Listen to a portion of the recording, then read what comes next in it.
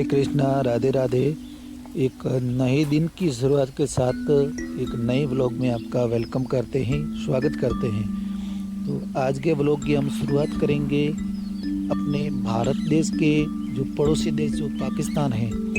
पाकिस्तान में सिंध प्रांत में रहने वाले जो हमारे हिंदू समुदाय के लोग हैं, वहाँ पे हम एक शादी विजिट करवाएंगे आपको। शादी की जो परंपरा है वो आपको विजिट करवाएंगे। तो सिंध प्रांत में मीरपुर खास जो ज़िला है, उस ज़िले में नारोली नाम करके एक छोटा सा गांव है। वहाँ पे हमारे हिंदू कम्युनिटी के जो लोग रहते हैं वो आपको विजिट करवाएंगे। और वहाँ रहने वाले जो लोग हैं, हमारे भारत देश के गुजरात राज्य में उनके जो पूर्वज रहते थे, वो नारोली गांव में मजदूरी करने के लिए गए थे। फिर उनका जो निवास स्थान है वहीं पे है आज। और वहाँ की अगर कच्ची बस्ती है, वहाँ पे उनका निवास स्थान है। सुविधाओं की अगर बात की जाए तो बिल्कुल ही कम सुविधाएं हैं आज भी।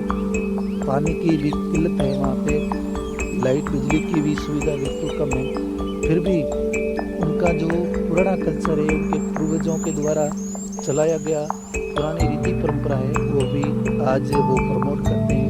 और उनके प्रमोट करने का एक ही इरादा है कि वहाँ की महंगाई के कारण वहाँ की हालात बहुत ही खराब है।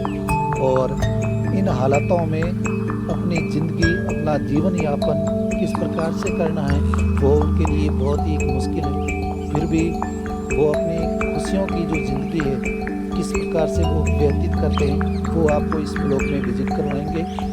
क्योंकि वहाँ पे अगर बेटे या बेटियों की जब शादी होती है तो पुराने कल्चर के अनुसार उनकी शादी की रस्म होती है, वो आपको विजिट करवाएंगे। वहाँ की महंगाई के कारण वहाँ की हालात बहुत ख़राब है, इसलिए साधारण जीवन यापन वो व्यतीत करते हैं। तो सबसे पहले आपको विजिट करवाते हैं वहाँ के घर। वहाँ के घरों की बात की जाए तो पुराना घर है, उनके मिट्टी के घर है, उन्हीं में उनका निवास स्थान है। बिजली की, लाइट की ये सुविधाएं बिल्कुल कम है। और साधारण परिवार मिलकर अपने हिंदू कम्युनिटी के जो लोग हैं, वहाँ के जो पंच पटेल हैं, वो इन नियमों का पालन करवाते हैं।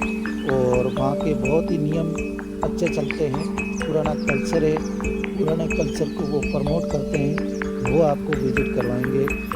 वहाँ के जब बारात आती है वहाँ पे, तो बारातियों की संख्या बिल्कुल कम होती है। बारात जब गांव में पहुंचती है तो बारात लगभग 25 या 30 बाराती ही बारात में आते हैं, ज़्यादा लोग नहीं आते। ये वहाँ का नियम है। और वहाँ पे भोजन की अगर व्यवस्था की जाए, व्यवस्थाओं को देखा जाए, तो वहाँ पे बारातियों की तरफ से वहाँ पे भोजन होता है। मतलब कि दूल्हे की तरफ के से उनका भोजन होता है।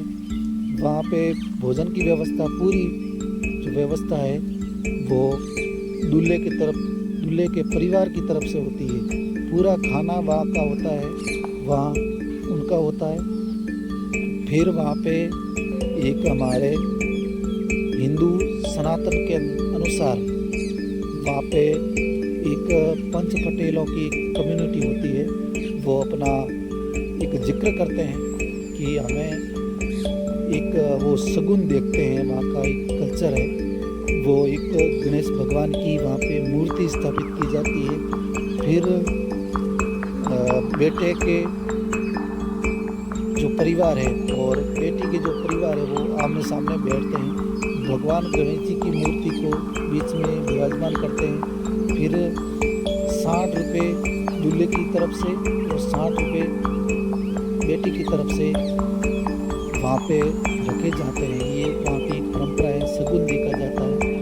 और फिर वहाँ पे मिष्ठान वितरण किया जाता है। जो भी ये खजूर है या ये चॉकलेट वगैरह, ये सब कुछ वहाँ पे वितरण किया जाता है। और पुराना, बिल्कुल पुराना कल्चर वहाँ पे चलता है।